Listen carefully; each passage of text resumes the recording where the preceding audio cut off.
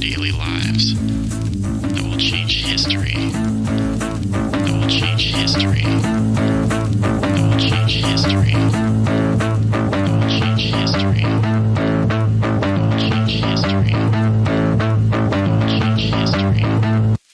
That will be the most beautiful day.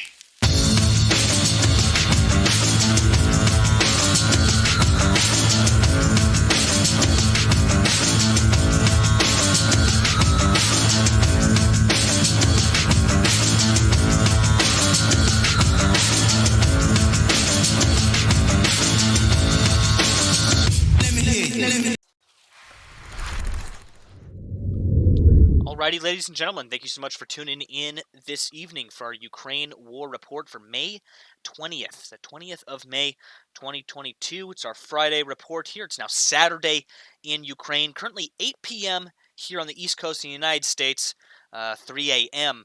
over in Ukraine and Europe. So depending on where you are tuning in from, good evening to you all, good morning, and good night as well. Again, I see quite a few people tuning in to the chat this evening. We got some familiar faces in there, as well as quite a few new people as well. Pyrotech, nice to see you. Lost B83, Miss Chris, Tango Down, Fancy Hat, I think you're in there too maybe tonight. I'm not sure if Fancy Hat's present or not, but my two mods, my two usual live chat mods, thank you guys so much. Hats off to you. Doom Pie, thank you so much for tuning in. Cindy, Kender, hello to you. Hello to you. Rankin, thank you so much for tuning in tonight. The Trap House 19, thank you so much for tuning in. Cam 955, thank you so much for tuning in. Doom Pie, thank you so much for subscribing over there on Twitch as well. Thank you guys so much to everybody that is tuning in this evening and to all of my mods as well.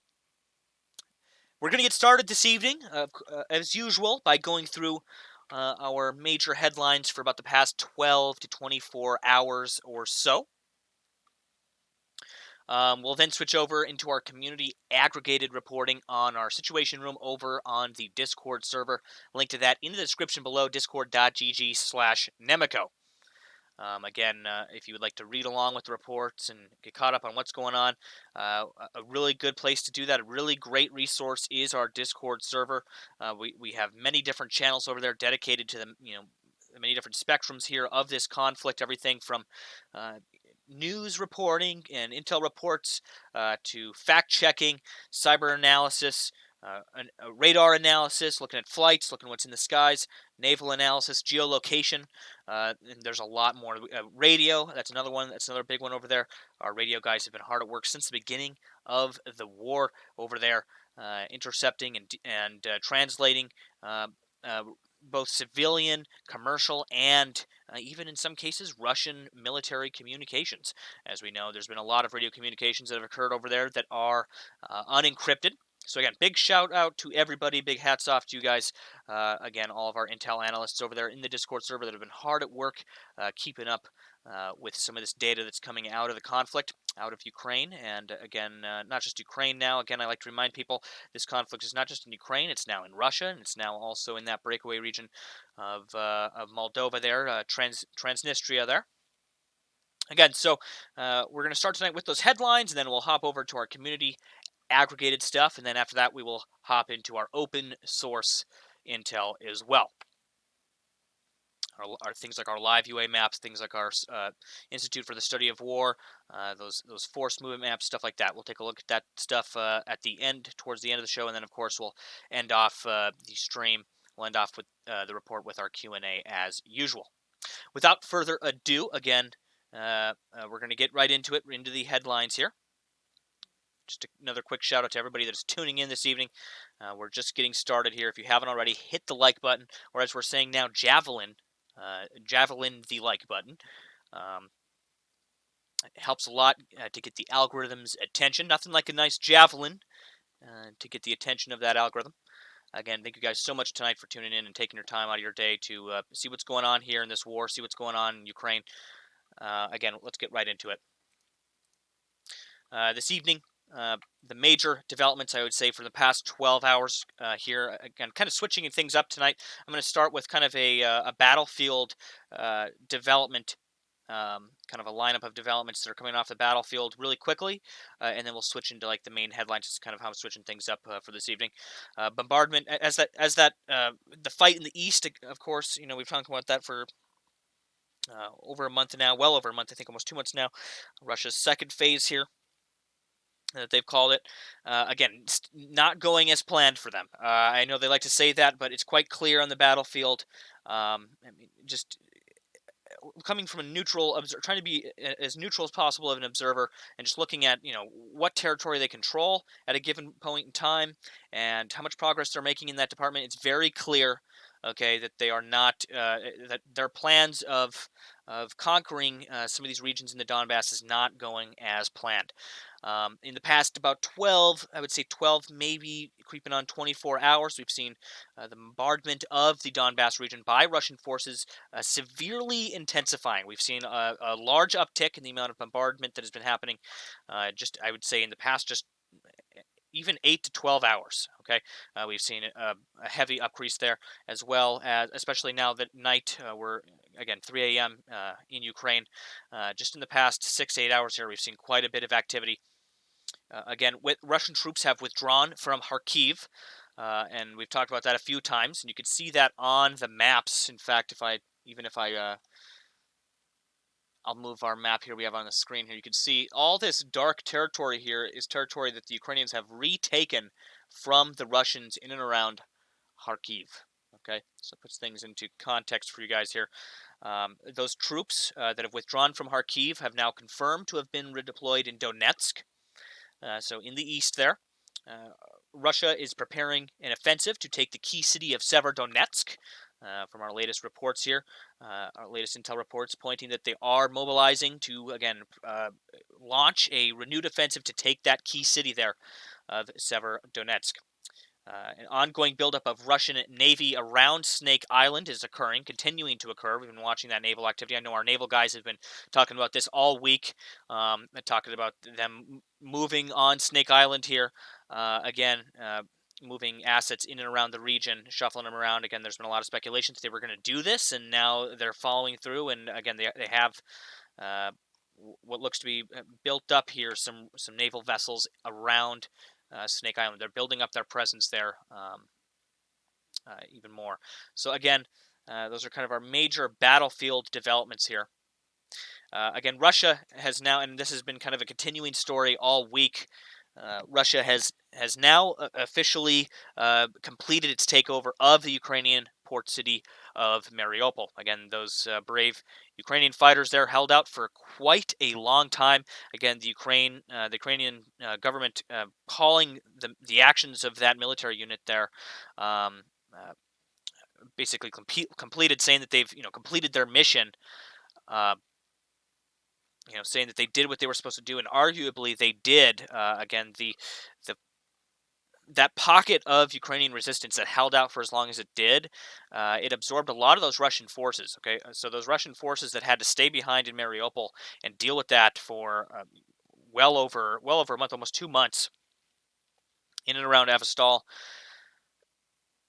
Those Russian soldiers weren't able to move elsewhere. They weren't able to move to some of these eastern cities, some of these territories in the east, in the Donbass region. They weren't able to move westward towards Odessa. So arguably, I would say the shape that the Ukrainians are in now is thanks to those fighters that were there at that steelworks factory that held out, and kept those Russian forces distracted for as long as they did. And that's basically what the Ukrainian military has come out and said, is that they've completed their mission, and their mission was really to, hold out as long as they could. If they could, fight back, and of course, take back the city there. However, they were immediately surrounded at a very early point. Mariupol, the city we watched for months, slowly territory be chipped away by those Russian forces. And I think many analysts were surprised at how long they actually did hold out in that steelworks there in Mariupol. Again, with the defense minister claiming today that Russian forces seized the Avastal steel plant, again, the last bastion of Ukrainian resistance in Mariupol. Ukraine's government didn't immediately comment, meanwhile, fighting heated up in the eastern Ukraine, in the Donbass, as I mentioned a few moments ago. President Vladimir Zelensky said the Russian assault turned parts of the Donbass region into, quote, hell. The governor of Luhansk said Russian attacks killed a dozen residents in the key city of Severodonetsk, including 3 adults have been killed. Again, when Russia struck a school where civilians were taking shelter earlier today.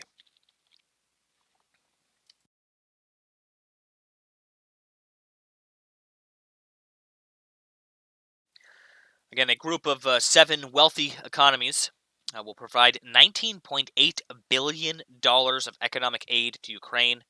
The financial support is separate from weapons and humanitarian assistance, aiming to help the Ukrainian government maintain services for its population. The deal was struck by G7 finance leaders from the US, Canada, France, Germany, Italy, and the UK and Japan. By one key estimate, Ukraine's economy is expected to shrink by 35% because of the war. Earlier estimates were, I think, up more around 40%, so I believe that's gone down slightly from when the war first began. Again, primarily due to a lot of the aid and stimulus they're getting from elsewhere, from these other countries that are helping them out. Arguably, the lethal aid, not just the financial aid, the lethal aid is arguably helping with that as well.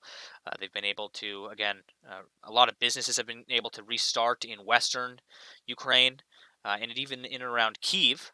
Uh, there's been quite a bit of businesses that had closed down in the initial days of the war, and have decided to open back up. And so there has been kind of a perking up of Ukraine's economy, I would say a little bit.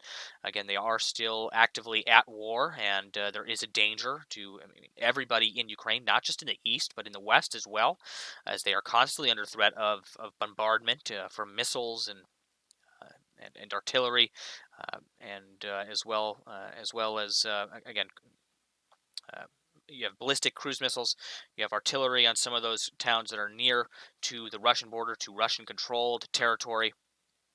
So it's a dangerous situation, not just in the east of the country, but in basically in everywhere in Ukraine, on every border, southwest and east, and in the north as well. Finland's state-owned energy company, Gasum, said Russia will cut off its natural gas supply on Saturday morning. I believe that's 7 a.m. Saturday morning exactly there in that country, in Finland there. Again, saying they will cut off its natural gas supply on Saturday morning. Finland is applying for NATO membership, as we talked many times about on the show over the past week, as well as Sweden. Again, there's a few countries that have talked about applying now for NATO membership, not just Finland and Sweden. Again, and they've refused Russia's demand to pay for gas in rubles, as Russia has been demanding since the war has began. Russia previously cut off gas supplies to Poland and Bulgaria, as we've reported on, again, which also refused to pay in rubles. Gasum's CEO said Finland had been preparing for a cutoff, and, quote, there will be no disruptions to the gas transmissions network. Russia supplied gas accounts for about 5% of Finland's energy consumption.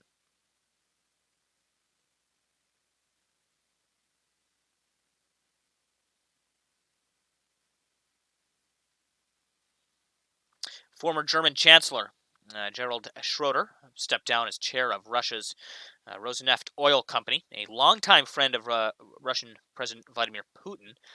Schroeder faced growing calls to shed his financial ties with Russia's state energy companies and the Nord Stream gas pipelines connecting Russia and Germany. On Thursday, German lawmakers stripped Schroeder of numerous privileges afforded to the country's former leaders. Again, a European Parliament vote suggested he might face sanctions. Schroeder, who served as chancellor from 1998 to 2005, is viewed as instrumental in increasing Germany's energy dependence on Russia.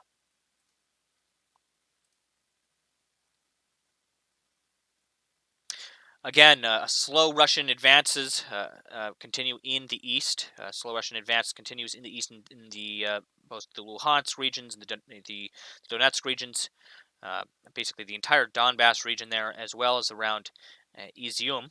Again, Russian officials have said its forces are fighting for the quote, complete liberation of the Donbass, which broadly refers to Ukraine's eastern regions of Donetsk and Luhansk, where Russian-backed separatists held significant territory before the invasion. I know many U.S. analysts have called Russia's progress in the east anemic at times, incremental. They've made slow progress, and in many regions, they've taken progress and then immediately had it taken back by the Ukrainian forces. Sometimes in the span of hours. Okay, they'll move in, take over a piece of territory, and they can only hold it for they'll claim victory on Telegram, and then immediately they pull out of there. We've seen this, I would say, dozens, if not hundreds, of times by now since the war has began, especially in those eastern regions.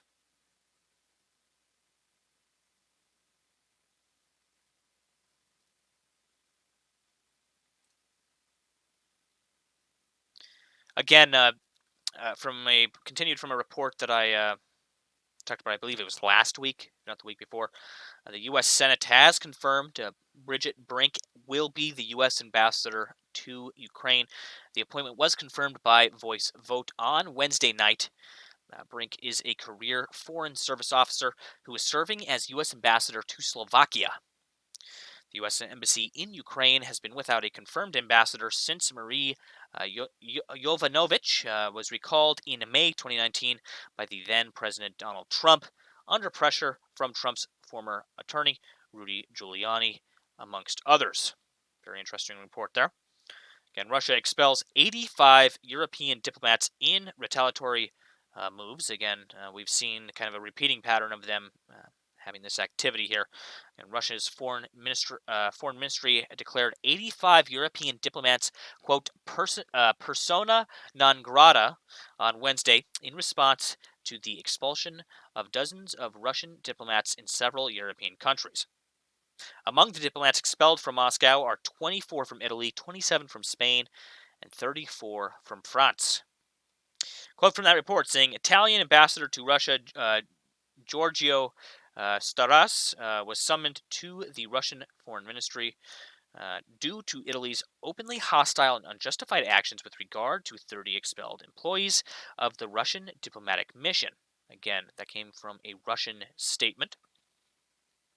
Spain's ambassador to Moscow, Marcos Gomez Martinez, was also summoned, and, quote, strong protest was expressed in connection with the provocation's decision, provocative decision, was the quote there, of Spanish authorities to declare 27 Russian diplomats in France, quote, persona non grata.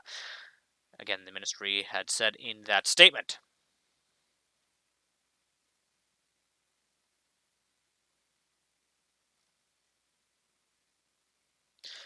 So, a little bit here, a little bit of details on Turkey.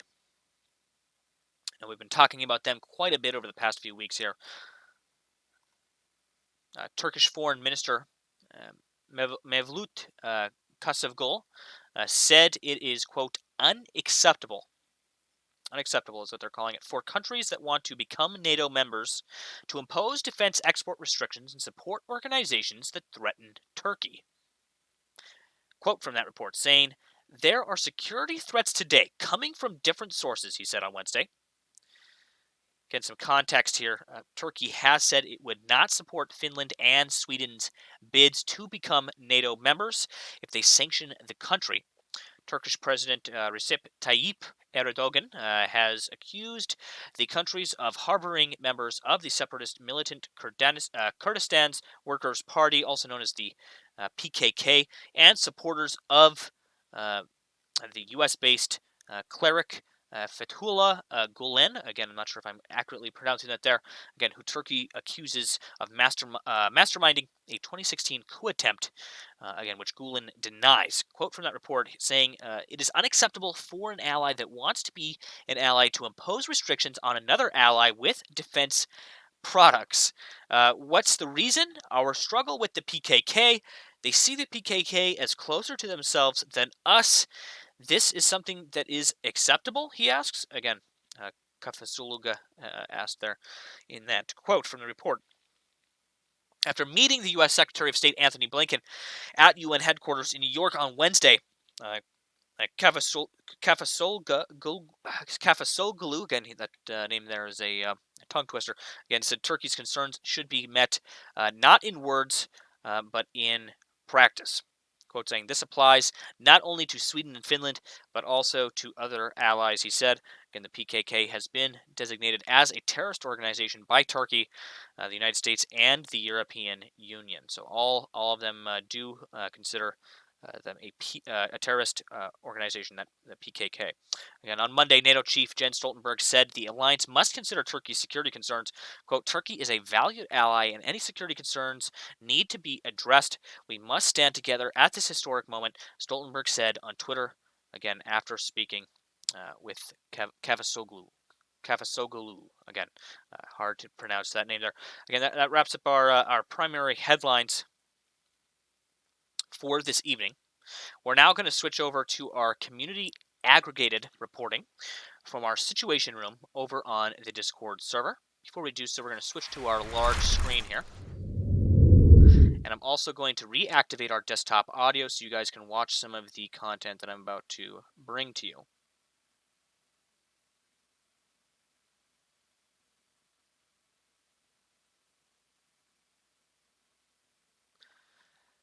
So, before we start, I should just mention quickly that the posts I'm about to bring you are, again, aggregated by community members.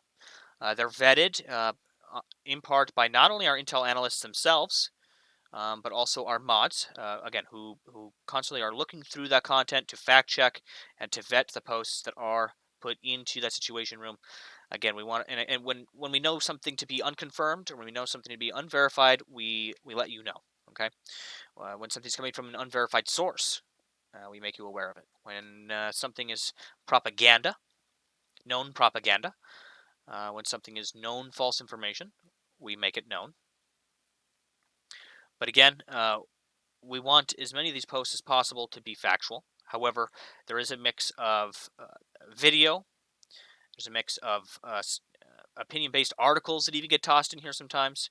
So when I bring you guys these reports, all right, I'm scrolling through the last about 12 hours of all the community aggregated reports, and I'm looking mostly for things that are, again, coming from open source intelligence sources and are factually based. All right. Things that are of interest to us in the present, all right, things that are related to current events, all right.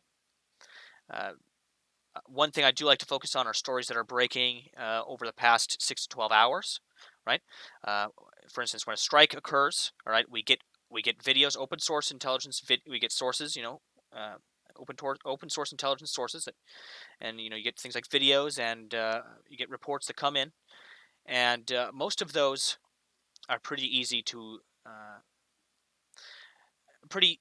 initially assess and say, hey, this is factual. It's coming from this strike that has been officially reported on. We'll correlate it with like a source from Live UA Map, what you're seeing here on screen. All right. We'll correlate it with other open source intelligence sources. All right. Again, with whatever video evidence we're getting out. So that's a good way to say, okay, this is concrete evidence. All right. This is footage of what occurred in Lviv, or this is footage of what occurred in the east or in Mariupol. All right. And so, again, when something is unconfirmed or when it's new, we let you know. Right? If you would like to follow along with these posts, if you would like to look at them yourselves, if you would like to get your eyes on what we're looking at, best place to do that is over, again, in the situation room. As I'm going through them right now, as I'm about to do with you on the report, you can take a look for yourself. At each one as we go through. Again, I don't go through all of them from the past 24 hours, but I skip through and I look at ones that are, again, the most relevant. Okay. Again, we don't have time to go through all of them on every night show. I wish we did. But if you'd like to follow along, if you'd like to look at those, you can find them in the Situation Room channel on the Discord server. You can join that at discord.gg/Nemico. It's in the description below. Again, it's not just for following along here on the reports, but it's also just a really good resource to get up-to-date information on what's going on in the conflict. And not just for the Ukrainian conflict, but on a broader level as well. Without further ado, we're going to get started here. Our first post here tonight comes from Rock Lady on the Situation Room. This is a clip shared with permission of Open Source Intelligence Citadel, and it shows what is reportedly Russians. This is Russian-controlled territory in Donetsk. It's a cam coming from Russian-controlled territory, and you see in the background there what looks to be a kind of a truck, like your typical cargo truck you'd see on your city street, delivering boxes of goods around. And you can clearly see that they have benches constructed in that truck and are using it to transport troops. Very interesting. You can also see the car down there in the bottom right, which shows us that Z logo there that we are unfortunately all too familiar with.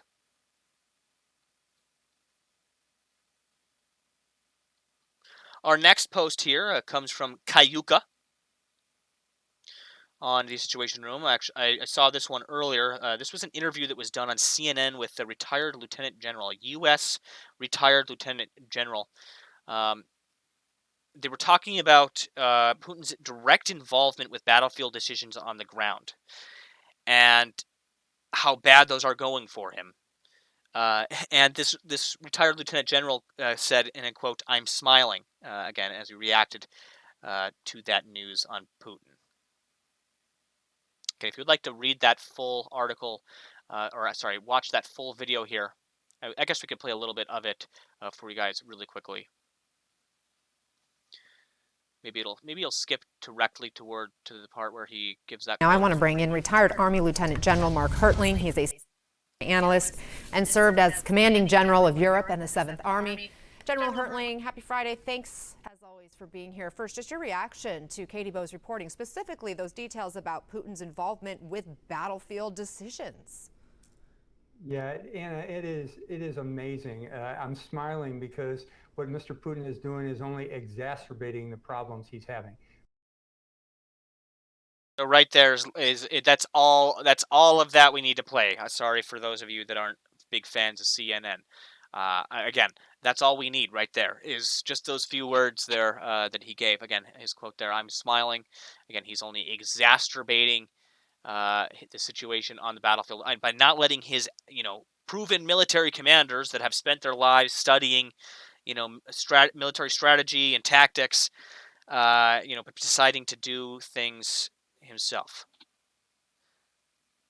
Yeah, I think in a way it kind of maybe goes to show a little bit of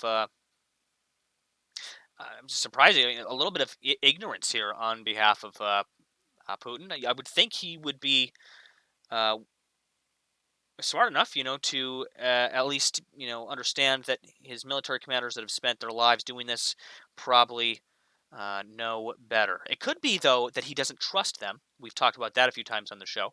It could be that some of his military commanders are not obeying orders. It could be that he doesn't trust some of them. It could be why he's doing this here. It could be just pure narcissism. Feeling like he knows he knows what the best move is. Clearly, so far, I think they've proved that that is not the case here. Yeah, they haven't been doing too well, to say the least. Our next post here comes from Carbon, posted on Nexta. We've had quite a few reports here from Nexta since the wars began. Just talk about the United States will finance the supply of advanced weapon systems to Ukraine, such as, we've been waiting for this one for a long time, guys, Patriot anti-aircraft missiles and long-range artillery, according to the Washington Post. That is a game changer. In my opinion, that is a pretty big game changer. Again, them really stepping up to provide the big guns here. And this quote here saying the United States will finance the supply of advanced weapon systems to Ukraine, such as Patriot anti-aircraft missiles and long-range artillery. In my opinion, that's the biggest news to come from the United States yet when it comes to this lethal aid that they're sending in. In my opinion, this is the big one here. Sending in the Patriots. I mean, the howitzers are great. The 155, that's great, but having those Patriot anti-aircraft missiles and more long-range artillery systems, will be a huge benefit to the Ukrainian defenders. Again, really quickly, I would like to just thank everybody that's tuning in this evening. Again, if you haven't already, hit that like button, or as we've been saying here, javelin the like button. You could also stinger the like button, or you could hone in with your howitzer artillery on the like button as well. That might work. Our next post here, let's get this one out of the way here. Actually, really quickly, I'll read this little bit of addition here at the bottom that next to put. The media does not specify whether this air defense system or some of its analogs will be included in the deliveries, but Ukraine asked the United States for Patriot systems even before the start of the Russian invasion. Arguably, if they were delivered 3 things before the war, this would be a much different war. Okay, so the javelins were obviously, you needed the javelins, those anti-tank munitions, all of the manpad systems. Okay, all of those portable systems, those portable anti-aircraft, portable anti-tank systems were important. Okay, those aside, though, 3 things that I think would have changed the tide of the war if they were there in place beforehand. A, the howitzer systems that are there now. B, the Patriot anti-aircraft systems. And thirdly, and I know this one's kind of a stretch, but aircraft. If they had more aircraft at the start of the war, this might have been a little bit different conflict. And I heavily, again, if they could have controlled the airspace with things like anti-aircraft systems, the Patriot systems, and then their own aircraft, this might have been a very different war. It might have been over by now. Very well could have been that the Ukrainians immediately could have steamrolled the Russian advance, and that things might be very different now. Again, thank you to Carbon for posting that in the Situation Room over on the Discord server. Our next post here comes from Kayuka here on the Discord server. This comes from an unverified Twitter source. Looks to be a pro-Ukrainian. Okay, again, today, Russia bombed the SLAVA city in Kharkiv region. At this video, you will see the City House of Culture is bombed directly. This will last if Russia isn't stopped. They want to destroy a state they can't conquer. Russia, a barbaric state of failed culture. Again, I'm pretty sure we'll be able to corroborate this with some evidence over on our live UA map here shortly. This came from 10:25 a.m. on the 20th. Let's take a look at this strike here. So first off, I should mention you could see the building there. Again, this is the City House of Culture in Kharkiv.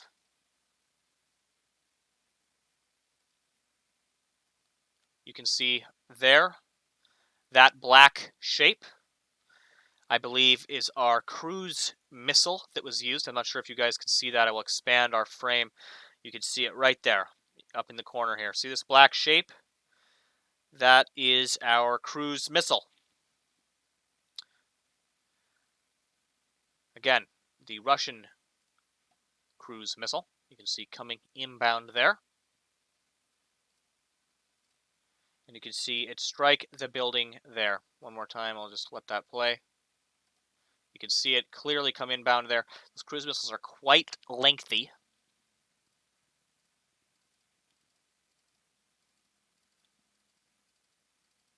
Okay, you can see it there. Enter the top of the frame here.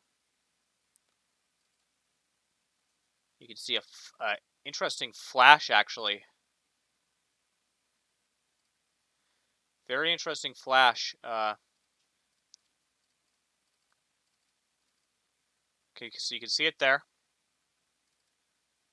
And the initial flash there.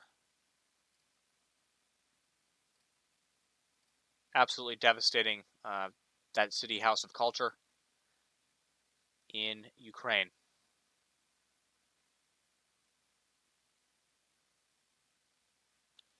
Again, this was a direct strike to the building, absolutely devastated the building there.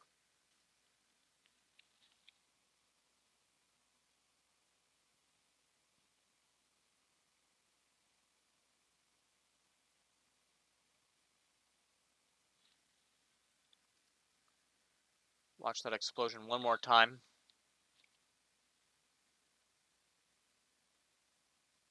Very powerful explosion there. You can see absolutely ripped through the building. We'll watch it here with the frame expanded. Again, I still haven't fixed my full screen yet, so, but you can see there the impact of the building and then the shock wave that spreads out right there.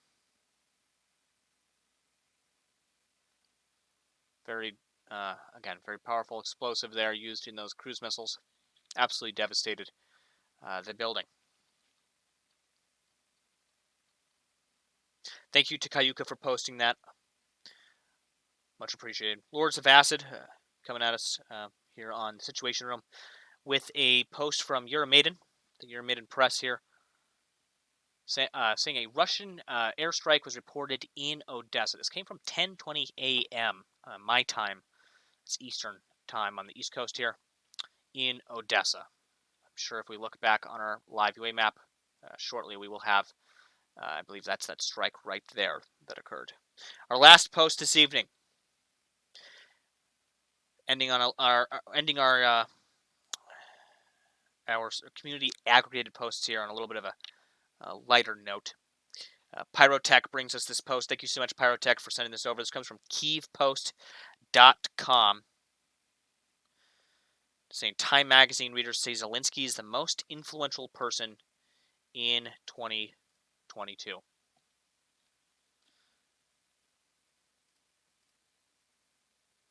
Surveyed readers of the U.S.-based Times News magazine gave a plurality of their votes to select President Vladimir Zelensky as the most influential person among 100 notable people of the year in the publication's annual list.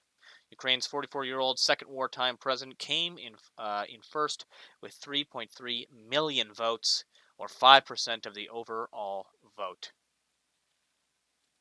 Again, thank you, Pyrotech, for sending that over on the Situation Room. To everybody that contributed a post this evening,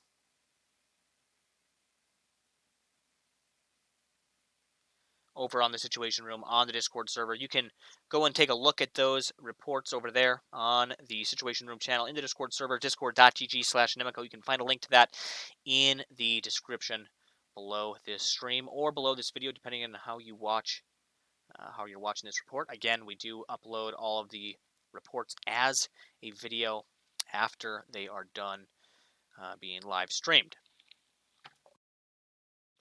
Next up, we're going to go through our open source intelligence reports here. Probably should stop the auto refresher. That might be helpful. Okay, give that a refresh there. All right, so we're going to scroll down to about 12 hours ago here. We're going to go back. We're going to go through the last 12 hours of news.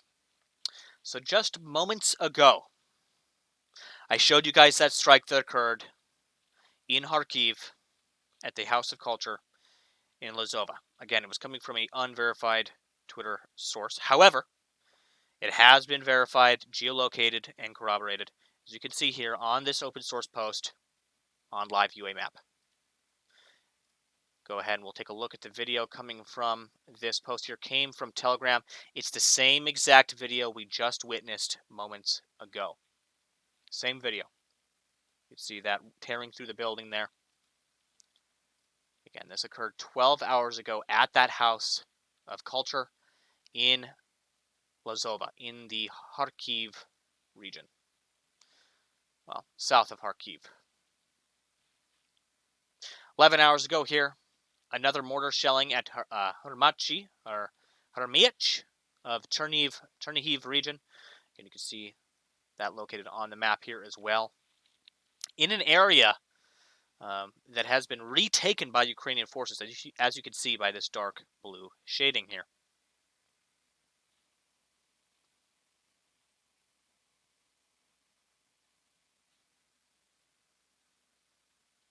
11 hours ago, Ukrainian paratroopers carried out an attack on a Russian forward base, leading to the destruction of a number of their equipment. You can see where that was located here, not too far from Izium, basically in the territory of Izium. Apologies to all of my headphone wearers. You can see here, located on the map, those positions. Located on the video frame here, you can see those strikes occurring.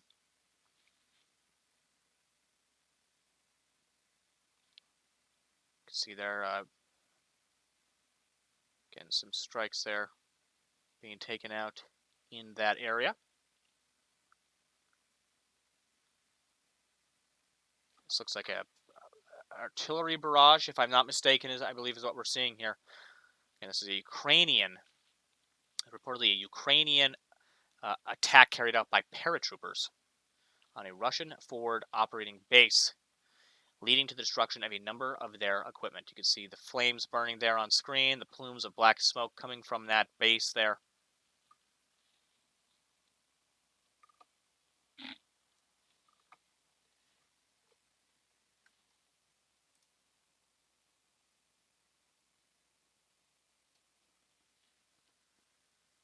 You can see there's some of their equipment on the ground as well, some of their tanks and personnel carriers. Quite a bit of their equipment was destroyed. You can even see a few of the Russian forces there on the ground. What looks to possibly be some of the Russian forces there scrambling. 11 hours ago here, Russian Army Earl truck was hit with a 8TGM in Rubizin. Was it a Stugna? In the Luhansk region here. Let's see. It looks to me like they were firing a Stugna. It sounded like a Stugna too. That click you hear before that click you hear right before the missile takes off, that kind of click, that kind of knocking sound, kind of click knock sound. It's the missile being launched out of the tube there.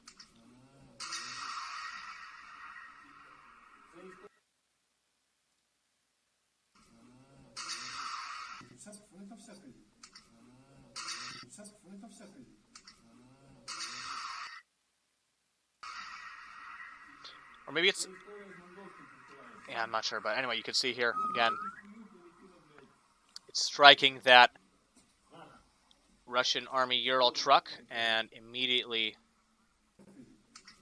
destroys it. You can see that Russian operator there getting into the truck before it is immediately destroyed, as you can see there. You can see the truck there burning as well, off in the distance.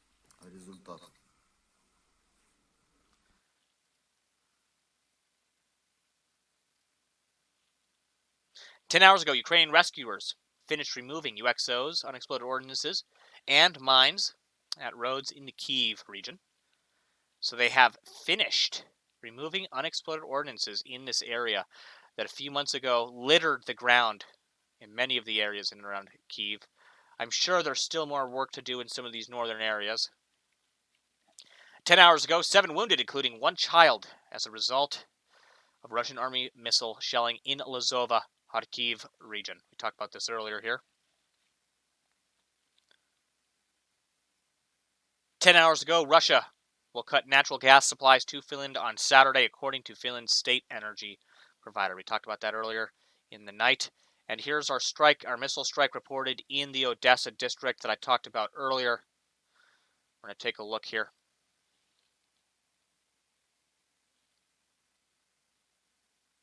You can see a picture there of that smoke plume coming from that strike in Odessa, reported earlier on tonight's stream, but now, again, corroborated on the map there for you guys, geolocated. 10 hours ago, several people with 10 kilograms of TNT were detained in the Kharkiv region. Most definitely, those were Russian saboteurs.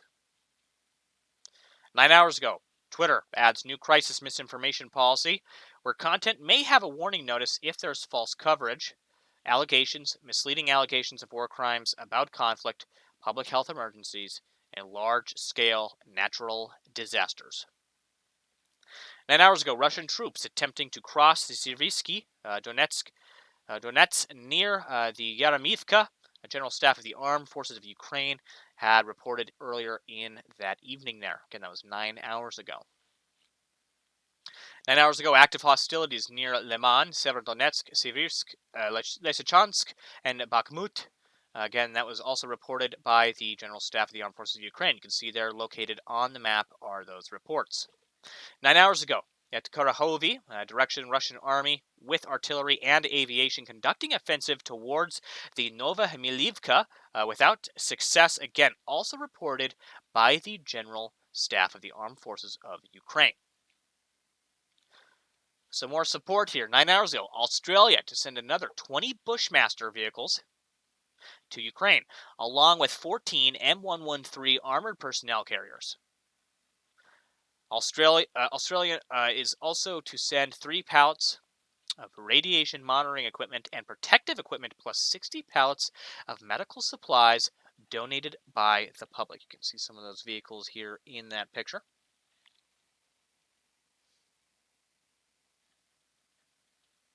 Six hours ago, quote, they need long-range fires per Pentagon press secretary on what Ukraine needs now as far as weapons systems. Says focus is on trying to advantage Ukraine on the battlefield, but that concerns about escalation have constantly factored into decision-making. 6 hours ago, the Russian Ministry of Defense declares about full control over Avastal in Mariupol. In total, 2,439 servicemen surrendered, according to their toll. Russian media now broadcasting video with prominent Ukrainian POWs. 5 hours ago, mortar shelling at Seredina, Buda, and Hermich. You can see where that was located here, right along the Russian border. 4 hours ago, about 1,000 cars were allowed to pass at Russian Army checkpoint in Veselika towards Zaporizhia. See where that is located there. 3 hours ago, Russian Army shelled Darhachi, Berzuki, Selenti, Prodyanka, and Ruska-Lazova. One person was killed in Darhachi. You can see where those were located there, in and around. This is in and around the Kharkiv region. Now, there's a lot of reports that I've gotten over the past about 6 to 8, maybe 12 hours of increased attacks here occurring in the east. I'm sure we are going to see, in fact, even maybe possibly when I refresh here. Okay, so we haven't had them come in yet. I'm sure before dawn here, we are going to see a round of air raid alerts here come in from across Ukraine, as we have seen a repeating pattern of in the recent weeks. Currently 3:48 a.m. It's actually, the sun is starting to come up in some parts. The sky is starting to get a little bit light in a few parts. Almost 4 a.m. here in Ukraine. In the east, the sun is starting to peek its head up there, I see on one of our cameras at the moment. Switch back over to our newsroom here. That concludes our open source reporting for this evening. We're now going to switch over to a quick Q&A here. I'm going to read some comments and some questions from the live chat.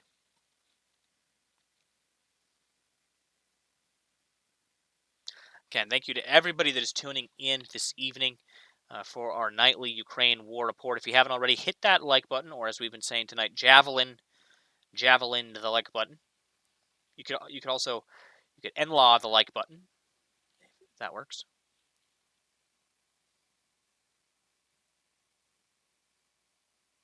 Major Mistake says, how come it won't let me donate $1 million?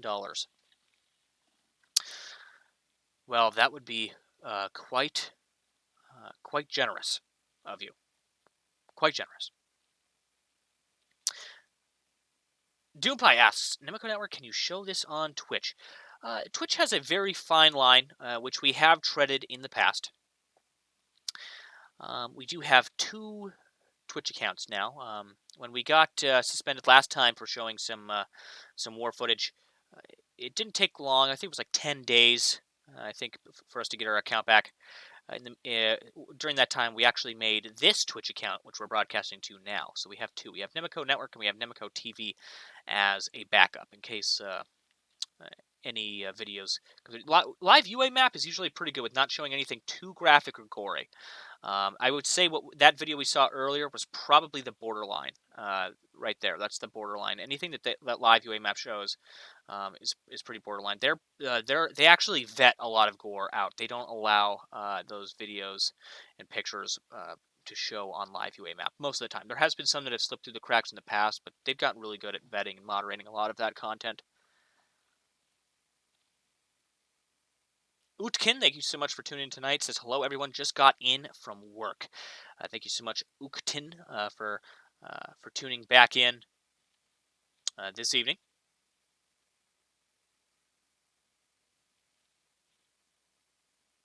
Mythical, thank you so much for tuning in. Epi, thank you so much for tuning in tonight.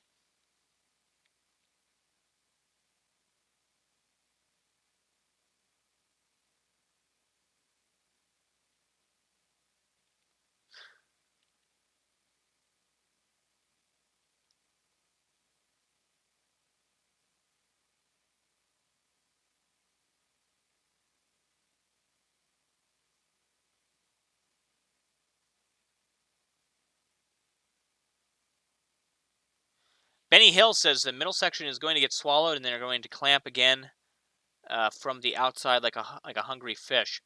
Are you speaking of the Russian forces conducting a pincer movement? Is that what you're speaking to? Yeah, we'll see how that goes for him. So far, it hasn't been working out so well.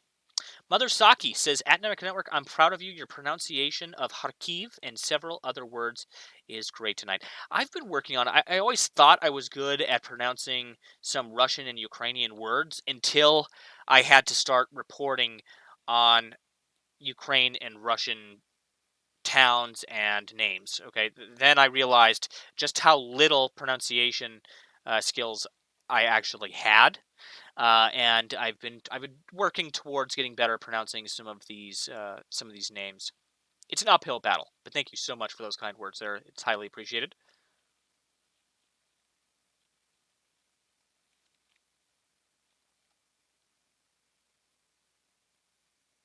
Doompai says, I believe he's referring to the weather report incoming in 1 second. Thank you so much, Doompai. I will read that out for us in just one moment. Cam955 says, at Nemico Network, live UA map air raid siren alerts haven't been working right the past few days. Yeah, I've actually noticed that they've been kind of delayed. They tend to come through. I mean, those reports have had delays since the war began. We've had issues. I think it's possible, and this has been confirmed in the past, that live UA map has come under cyber attack. I think that activity is probably ongoing. So sometimes they do have some issues with their systems, if not related directly to cyber attacks. Again, just the sheer amount of traffic of people using that website is probably just absolutely massive. Itchy the Killer says, thank you, Nemico. Thank you, Itchy. Highly appreciated. Thank you so much for tuning in this evening.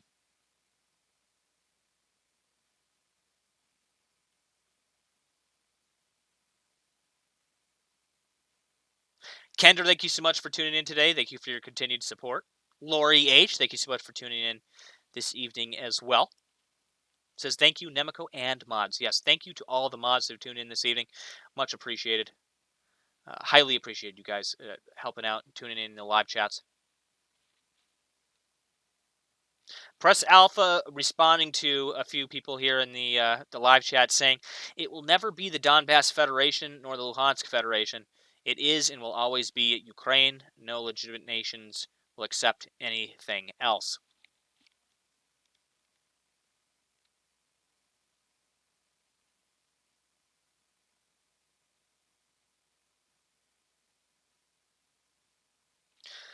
Mood asks a very good question. Says, at Nemico Network, what do you think of the possibilities of a putsch? A putsch? I actually have not heard of that word before. This is a new word for me. Putsch. I believe you're referring to a coup, if I'm not mistaken, against Putin since he has taken over the operations. I think this will only exacerbate resentment of the army towards him. If you're speaking of a coup, yes, possible. Again, especially knowing that he's making those decisions that could lay, could lay Russian soldiers on the line. I mean, yeah, that could cause some problems with him down the road. We'll have that again. That remains to be seen.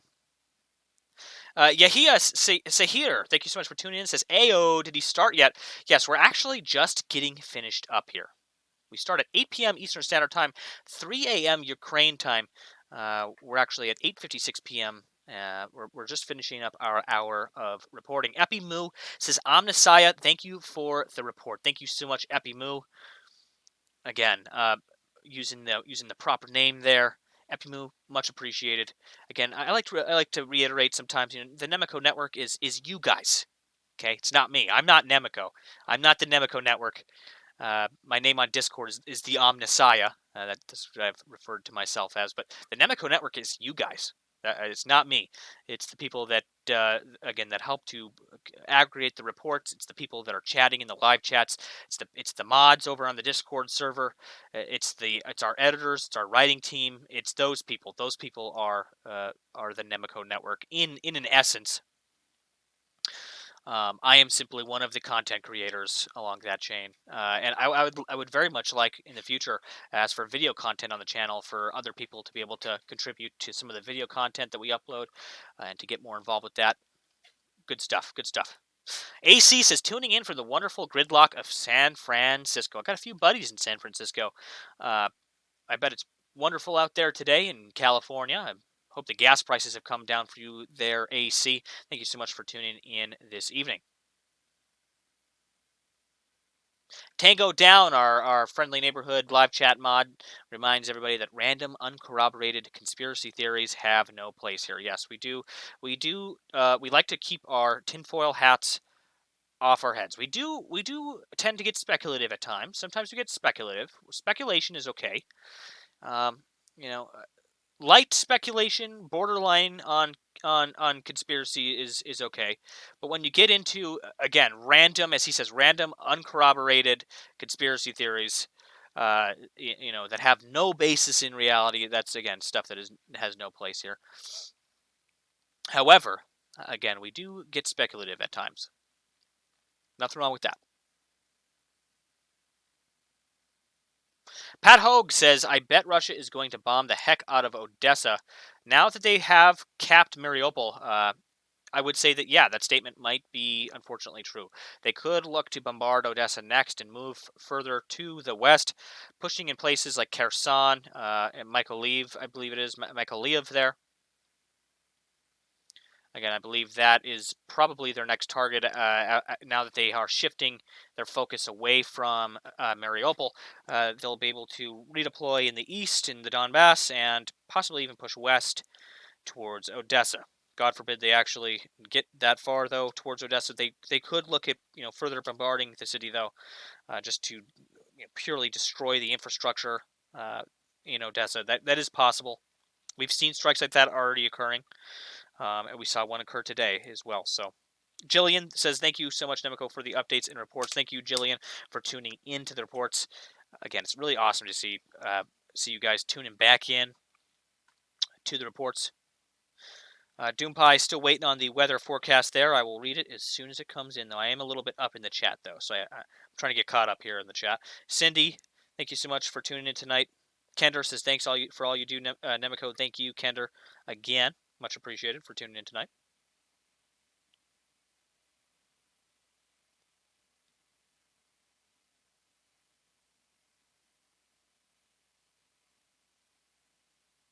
Michelle Welch says, Nemico, are you going to do a list after the cast? Really liked it. Thank you. Do you mean do the jamming stream again? Is that what you're referring to, or? Michelle, I'm not sure what you're referring to there, but if you want to, go into a little bit more detail there, I'll make sure to read your comment here.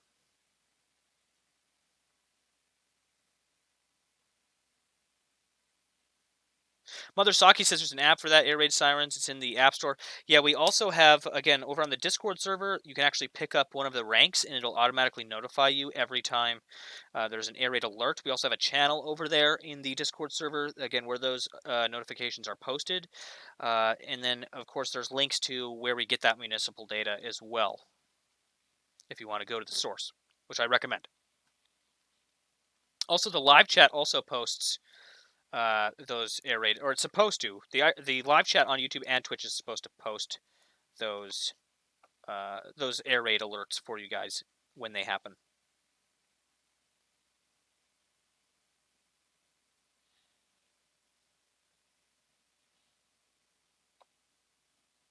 Mood says, yes, it means a coup. Sorry, at Nemico Network. No need to apologize. I've actually never heard that word before, so I'm adding that one to the mental dictionary. And that was a first for me. Putsch? I'm going to have to look that one up later to get the pronunciation on that, but it means a coup. Very interesting. I now have a second word for a coup. OG Smiley69 says, thanks, Nem, for another good report. SLAVA Ukraine emoji, Ukraine heart emoji, and Zelensky face emoji. Thank you so much, OG Smiley, for tuning in this evening and for those kind words. Doompie says, weather forecast Kiev, 0500, 18 degrees C, cloudy wind, west 12 to 28 kilometers an hour, sunrise 5:03, sunset 20:47. Thank you so much, Doompie, for that weather forecast. As always, coming in clutch with that forecast out of Kiev. Thank you so much.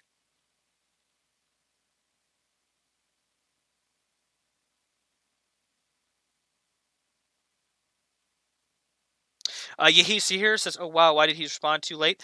Well, again, I when I'm doing the Q&A, I kind of I'm just reading every single comment, and so I get lost somewhere up in the chat, and that's where we're at right now. I'm pretty far up in the chat here. Sarana says gas is $6 a gallon in California. Oof. LD429 with that clarification there saying tinfoil is for grilling. Yes, not for hats, but for grilling. 777 Militia with just some absolutely heartwarming words there saying Nemico is the future of news. I would like to believe that. Thank you so much, 777 Militia, for tuning in. Again, I hope to, in the future, again, continue to evolve this reporting here. Maybe even get some on-the-ground, in-person reports for you guys. That really would be my my end game for reporting. Would be on the ground, in person, getting you guys some reporting. What's going on? Interviewing people, getting footage of things as they occur.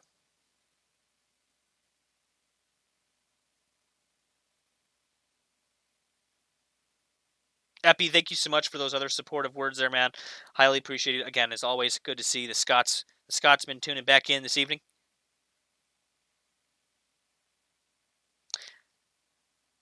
I'm looking for Michelle's. I'm skipping through. I'm looking. Yes, music. She says. Okay, yes.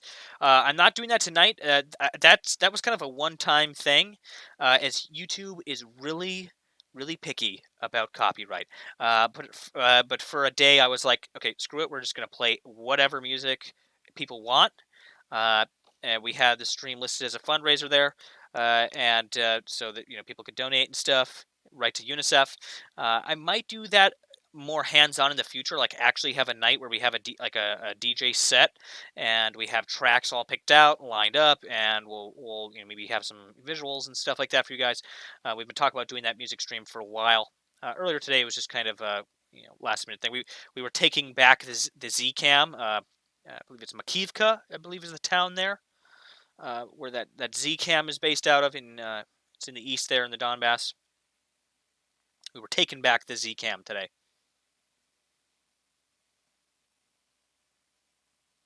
Again, thank you to everybody that tuned in tonight.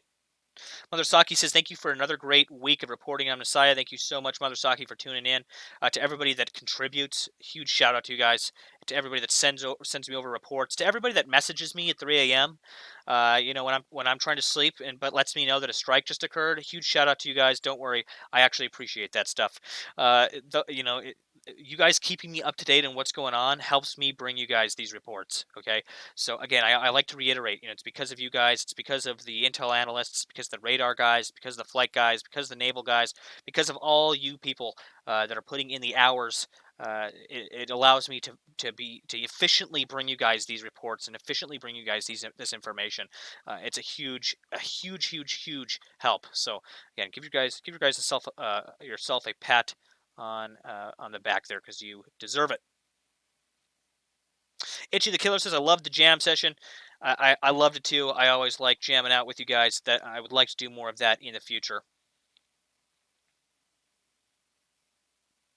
Epi says, I'm after a record amount of mentions. I see you guys that are repeat viewers. The ones that are there, I like to shout out you guys, because you guys are, again, putting in the hours in the live chats. Contributing to the discussions is also contributing. Not just sending over news reports, not just, doing things like radar analysis and all that stuff. That some people, don't have, again, they don't have the time, they don't have the capability, they don't really have the desire to get into that stuff, right? That's a whole different ballgame. You can contribute just by joining in on the conversation, by exchanging information, by exchanging opinions. That is a wonderful way to contribute.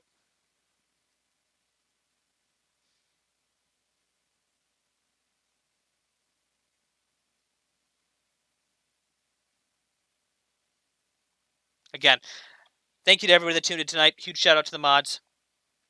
If you are looking for any of our sources, if you're looking for any of our links, you can find those in the description below, below the stream, below this video. If you can't find it there, you can find it over on our Discord server, discord.gg/Nemico. We have the website coming down the pipeline for you guys. We have one centralized place that we've been working on, where everybody will be able to join in on the community. I know there's quite a few of you that aren't into Discord. Discord is not your thing, and so we want a place where everybody can be a part of this. Everybody can be a part of the reporting, be part of the community, be part of the discussion. So we're bringing that down to the pipeline. That'll be coming soon. We also have a lot of video content, not just Ukraine-related stuff, but a bunch of other stuff that I've been working on.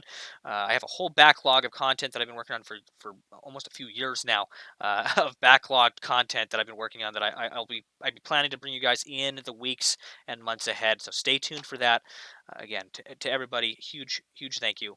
It means a lot to have you guys tuning in. New reports every weekday night, 8 p.m. Eastern Standard Time. That's 3 a.m. Ukraine time, until this bloody war comes to a conclusion.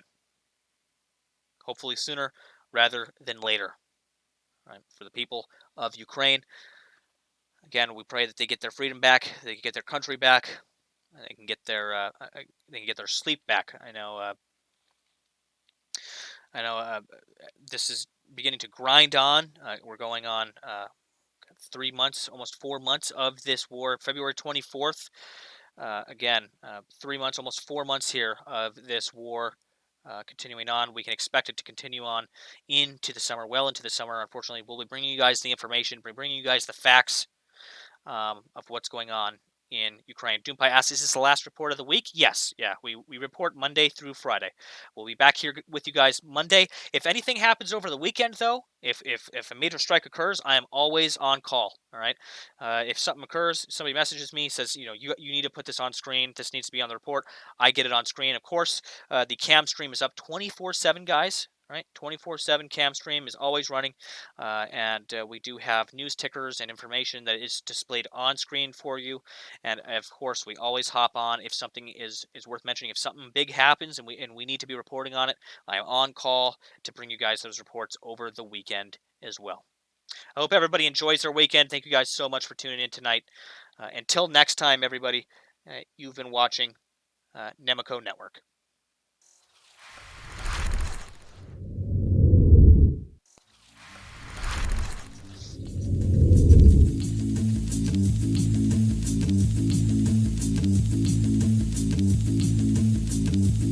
Something that will change our daily lives, that will change history, that will change history, that will change history, that will change history, that will change history, that will change history. That will be the most beautiful day.